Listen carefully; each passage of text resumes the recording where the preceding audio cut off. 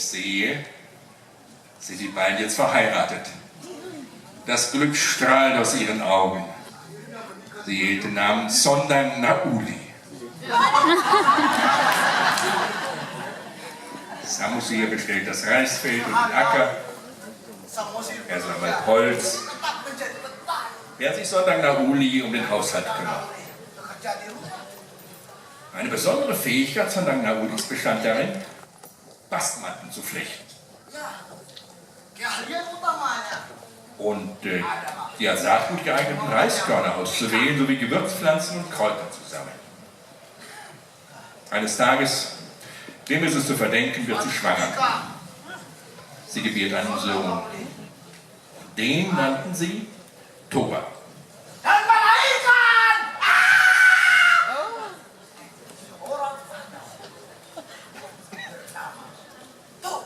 Toba, das war der Name des Kindes.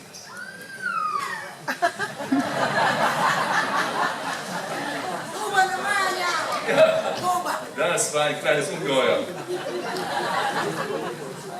Naja, die Ankunft des Kindes stimmt zunächst einmal die Familie heiter und glücklich. Toba wuchs einen kräftigen, klugen Jungen. Aber wie es schon heißt, Tidak sempurna. Oder auf Deutsch, nobody is perfect.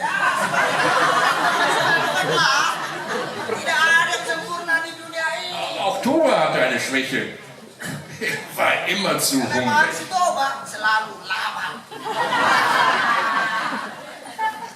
Immer wenn er schon 2 Teller voller Essen hatte, hatte er noch 1 oder 2 Stunden immer schon wieder Hunger.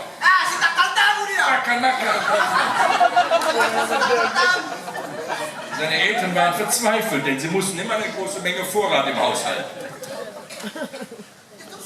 Ja, erzähl du doch. Ja, mein Gott, doch mal. Also ich soll alles erzählen, ich bin dafür nicht bezahlt hier.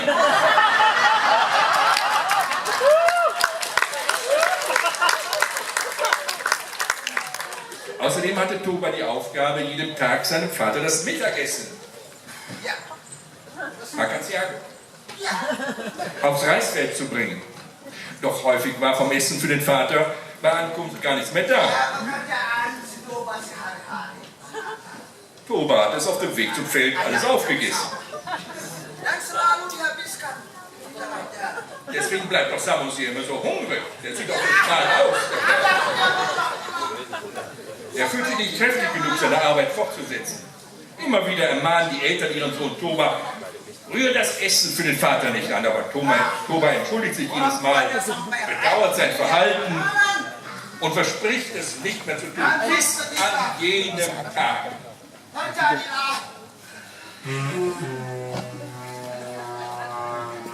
Also sieht wirklich schlecht aus.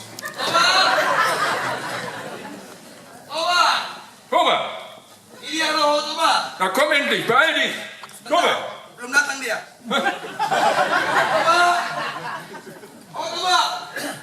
Toba! Gimana kau nak? Wo bist du? Komm her, ich hab Hunger! Hunger und Durst! Kenapa kau nangis? Papa, Vater, verzeih mir. Maafkan aku. Was ist denn, mein Junge? Was ist denn geschehen? Aku dia mau. Verzeih mir, ich hab wieder mal alles aufgegessen. Was? Du hast mein Essen aufgegessen? Nichts mehr übrig? Oh, nein, nichts mehr übrig. Alles aufgegessen, bin so hungrig. Und trinken? Auch alles weg. Kau pikir cuma kau yang manusia, aku juga manusia. Du weißt, dass ich von der Arbeit erschöpft bin. Jetzt bin ich hungrig und durstig. Typisch Kind, kennst kein Mitgefühl. Du bist unersättlich und denkst nur immer an dich selbst. Ja, verzeih mir, sagt er, ich hatte Hunger. Hey, denkst du, der wäre nicht hungrig?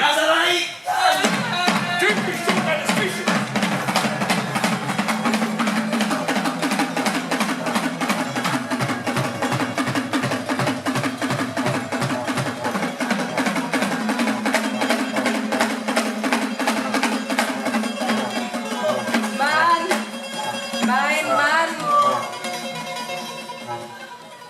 Warum hast du gegen unsere Abmachung verstoßen? Warum hast du unser Versprechen gebrochen?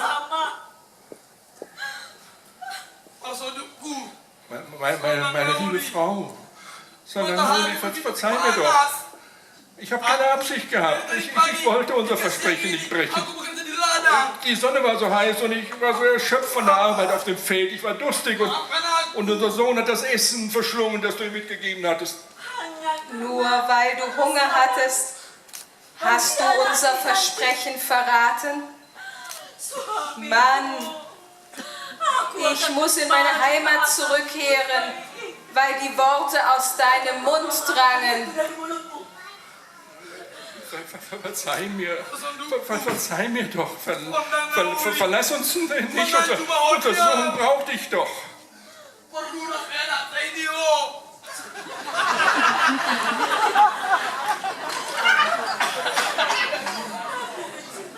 Mein Mann, ich liebe euch beide von ganzem Herzen.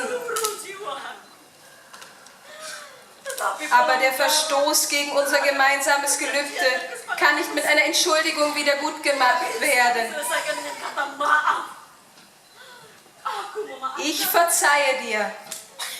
Doch der Verstoß kann nur durch unsere Trennung und unser Unglück beglichen werden.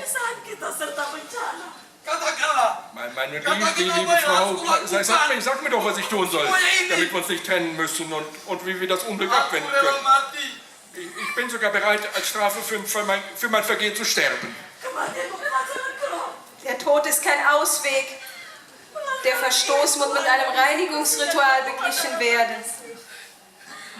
Jetzt nimm unser Kind und lauf zum Gipfel des Berges Busubuhit, denn jeden Augenblick wird die Flut das Land bedecken. Schnell, rette dich und unseren Sohn. Werden wir dich denn jemals wiedersehen?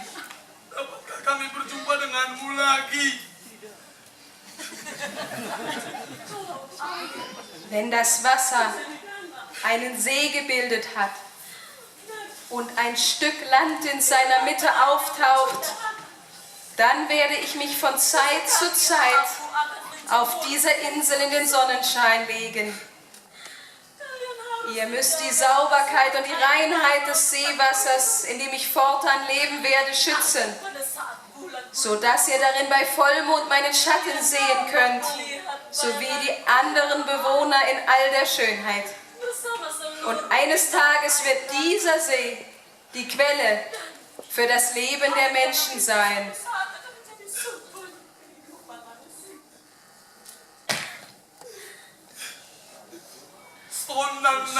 Sondern Nauli bedeutet doch schönes Licht.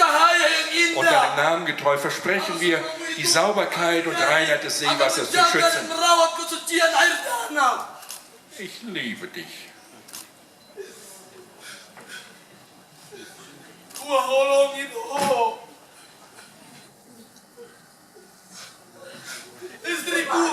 Cepat, schnell! Lauf! Lauf, schnell! Steigt auf den Gipfel des Berges, damit ihr nicht ertrinkt! Schnell, rettet euch!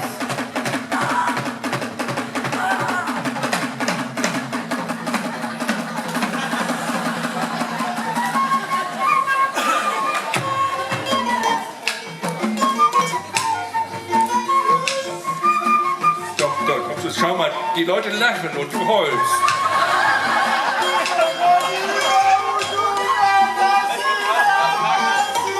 Ja, es ist eben gar nicht so einfach. So wurden die beiden schließlich getrennt. Im Unterschied zu Wikipedia, wo es heißt, dass der genannte See aufgrund eines vulkanischen Ausbruchs entstand, ist es für die Brataks so geschehen, wie wir es eben gesehen haben. Der See mit dem Namen Danau Toba heißt wie der Sohn der beiden. Die Insel?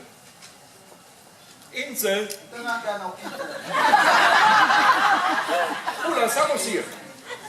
Ada sebuah pulau diberi nama Pulau Samosir. Pulau Samosir. Und das Wasser nennt man Aik Nauli. Airnya diberi nama air nauli yang artinya air yang Das jernih, bedeutet schönes Wasser. indah. Heute sind die Menschen um den Zustand des Sees besorgt, weil er verschmutzt. Sekarang sekitar danau itu masyarakat khawatir Ja, das habe ich schon gesagt, dass er verschmutzt ist. karena air danau sudah kotor. Ja, natürlich. Iya, sudah kotor. Hey, hey, hey, pass auf, da kommt jemand.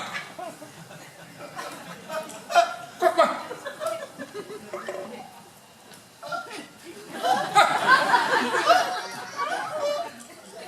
Ke sana.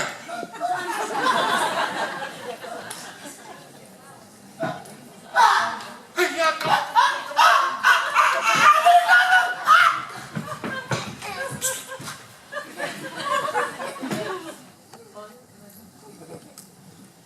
Suara rintihan perempuan. Eine Frau seufzt.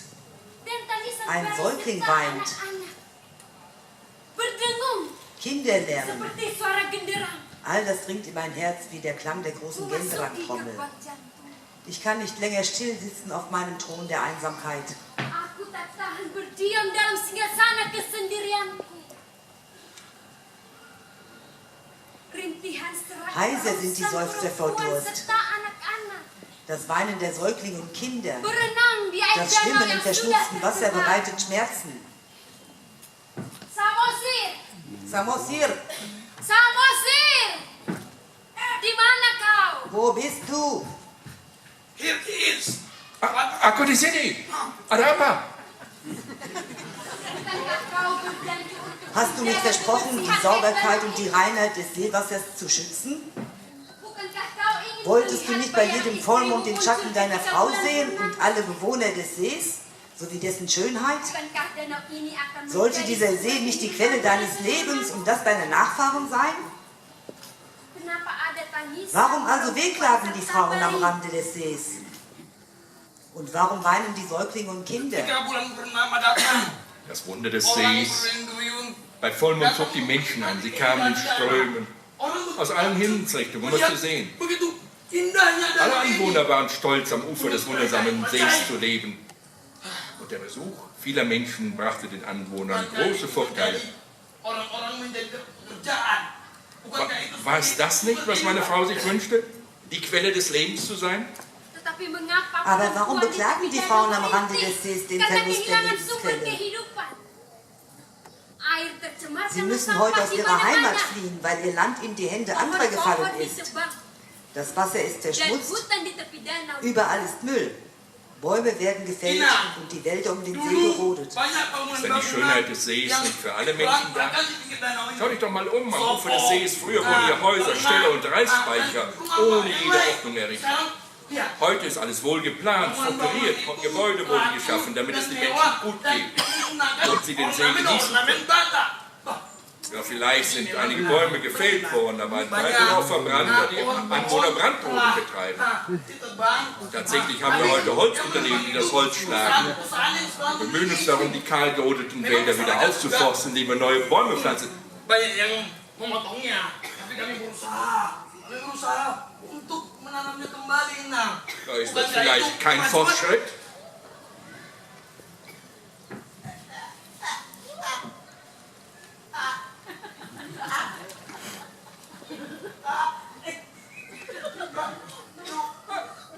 Juga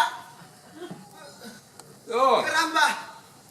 schau mal, heute werden auch viele Fischhäuser gebaut und Fischzuchten eingerichtet. Di sekitar danau itu. Weil das Wasser zurückgeht, werden auch die Fische weniger. Gleichzeitig wächst die Bevölkerung. Karena air semakin surut. Der Bedarf an Fisch wird steigen, aber nicht nur das, wir sind auch stolz darauf, dass wir für den Wohlstand der Menschen die Tierzucht um den See weiterentwickeln. Das Wasser hat oberste Priorität. Priorität. Ya. Bukankah kita membutuhkan Kurz und gut, hab keine Angst, liebe Frau. Wir machen doch die Projekte nur im Sinne des wirtschaftlichen Fortschritts und des allgemeinen Wohlstands. Und es gibt eine Menge Experten, die ständig den Zustand des Sees untersuchen, sodass die Nachhaltigkeit gewahrt bleibt. Kalau itu memang Wenn es wirklich dem Wohl der Menschen dient und im Interesse vieler liegt, mengapa ada Warum sind dann die Klagen der Frauen am Rande des Sees zu hören? Itu bukan tanggung jawabku. Aber das liegt doch nicht in unserer Verantwortung, mein Gott nochmal. Großmutter, Mutter Bukan oder tanggung jawabku. Frau oder... Entschuldigung, wie soll ich dich eigentlich nennen? Nenek, aku harus panggil bagaimana? Maaf. Aku adalah Ich bin perempuan. die Stimme der Dan kau Frauen. siapa? Und wer bist du? Ich bin Erzähler. Nein, ich bin der Erzähler. Hey, Aku Beranos. Bila ada sesuatu yang tidak jelas, wenn etwas nicht klar ist, dann bin ich es, der erklärt. Nicht du. bahasa kerennya, Hey, Thompson, komm her. Ich bin der Erzähler. bahasa kerennya ahli komunikasi, Du bist der Experte für Information. ya, ahli informasi, Kommunikasi. komunikasi, ya. Transformasi. Manchmal bin ich auch der Anführer oder der Leiter. Menjadi pemimpin. Das bedeutet nun also, dass ich euch Stimme der Frauen nennen soll, etwa so?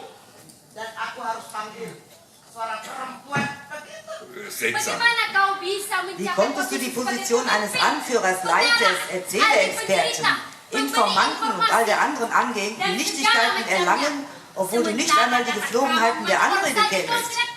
Komm, vergiss es. Komm, vergiss es. Ich brauche dich nicht. Alle Probleme liegen für mich bereits klar und deutlich auf der Hand. Ich fordere, dass Samosir die Verantwortung für sein Versprechen übernimmt. Die Frau ist wirklich der Zeit hinterher. Betul perempuan itu. Wir haben doch heute schon Globalisierung. Zaman ini zaman globalisasi.